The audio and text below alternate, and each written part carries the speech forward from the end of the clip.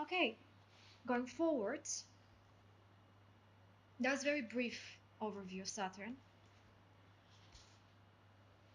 As Saturn moves on the sky, from the moment when we were born, and then passes through the different stages, with going back to the same place where it was when we were born, is like a clock, a ticking clock, and a hand in a clock, which is marking several important phases of every lifetime where things happen, crises happen, usually in the form of outside events. But it's not Saturn that's causing the events, it's just that we are called to change ourselves in certain ages. And these ages are in 7 year periods from each other, while the main ones are in 14-year periods. So from birth to 7, then from 7 to 14, from 14 to 21, from 21 to 30. And 30 is when it returns to its place where it was when you were born. And that's one complete cycle of Saturn, from birth to 30. And that's what happens during that time is what lies behind the crisis of the 30s, which everybody that's already been through this, everybody that's been through this probably remember that time very well, because some very important change happened, whether in relationships, whether in place of where they were living, or in some sort of working situation. It doesn't matter. Something very, maybe nothing external, but the person thought that in that time they changed themselves internally through some sort of process completely, and they were not the same person after that. And it's not only because of age itself, because like after 30 we something happens to our bodies or anything like that, because it may not happen, but there is a certain period of 2 to 3 years between, usually between 27 and 30, when it's that crisis is really strong, and that will be one of the stages I'll be talking about.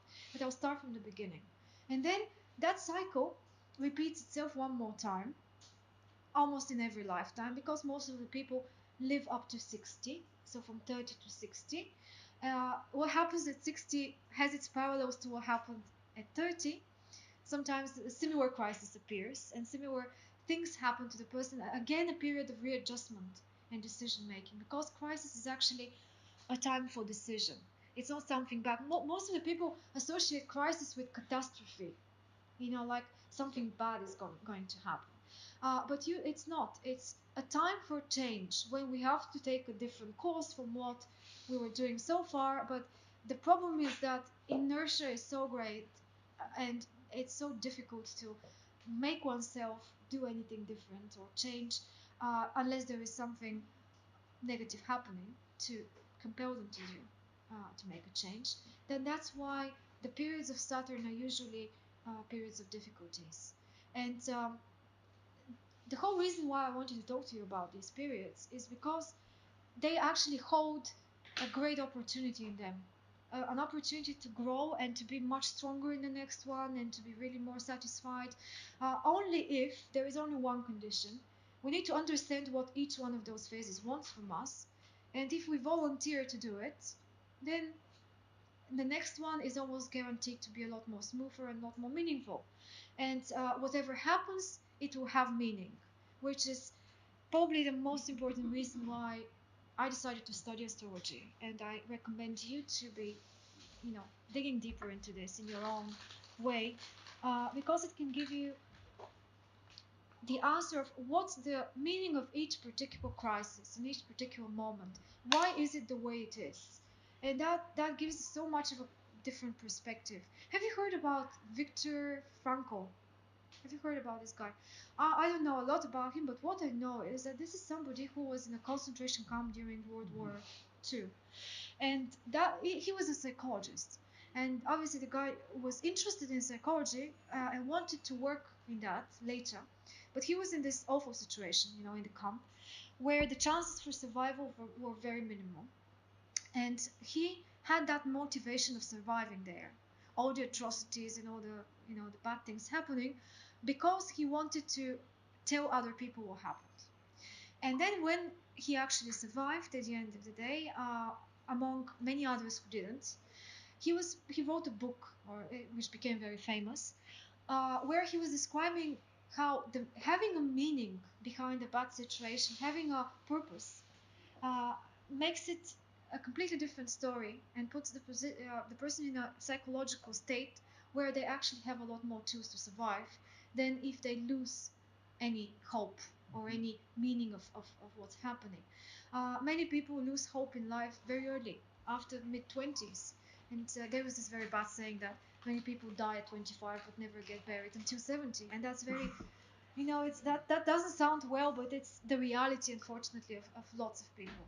And it's doesn't need to be like that, because every stage, hopefully you see that every stage has its potential, has its opportunities, has its you know um, so many exciting things about it, that it's worth it living every stage the way it's meant to be lived, not being 45 and dreaming about being 22, because then you're missing the opportunity to be what you can be at 45, which is something that the 22-year-old cannot be, and there's so much in it. Yeah. Okay.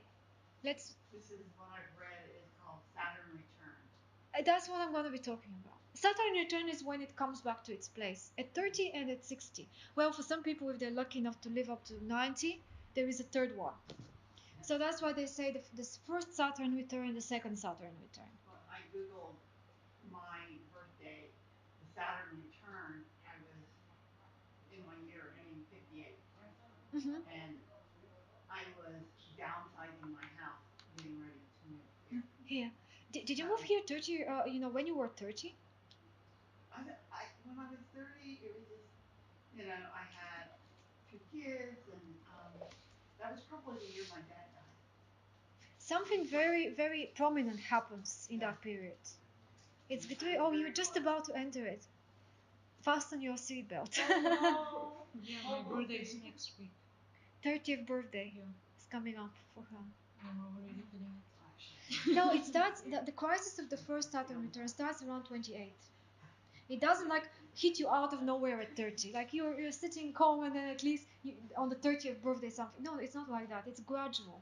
Because Saturn stays in one sign, it takes 30 years to go around, which means there are 12 signs, and it takes 2.5 years for every one. So it stays in, if you were born with Saturn in Sagittarius, yes, I think so. And it was there for 2.5 years. Then it starts hitting you a little bit with a warning. There are certain things start happening, certain moods start appearing, and then it doesn't always manifest as a real event. Depends which part of the chart it happens in, which area of life.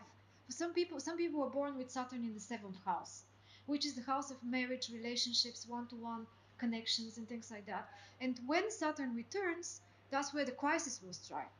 Other people may be born with Saturn in the fourth house, which is where things like death of a parent may come, because it's the early family environment. That's the fourth house. For example, it's just examples. It's much more complicated than that. But that's how it can become personal.